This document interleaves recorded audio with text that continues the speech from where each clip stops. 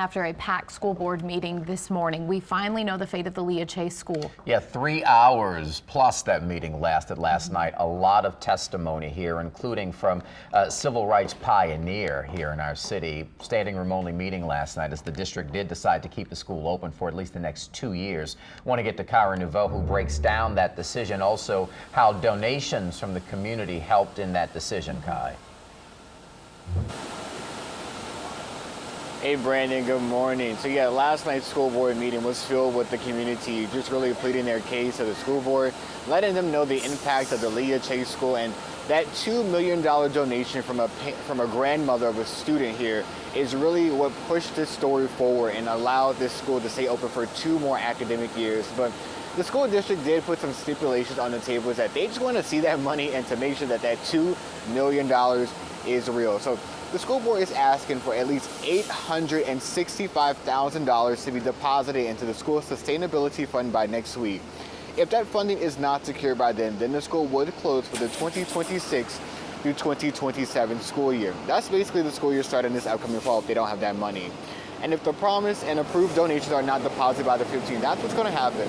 Students will receive priority placements and to be put in a new school if the Leah Chase School ultimately closes.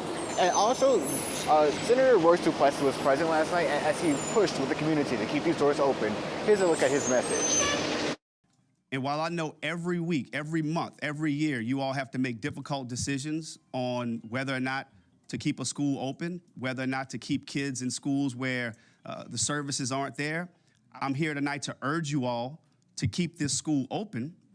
But I'm also here to go a step further after hearing a little bit of discussion around the proposed amendment.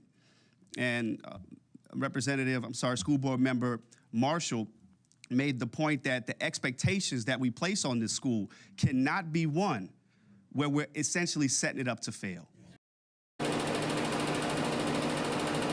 Now the school district, they also talked about, they are excited about the funding and they hope, the funding is real. They should be getting very soon. But a big thing they stood on their ground was the enrollment numbers. We've talked a lot about the school district is just the school is in need for just more students. This building can fit up to 800 students and they're just shy of 400. So the district is like, we really need to get those numbers up. And that's a promise the community is continuing to make, is to help get more bodies inside of this building.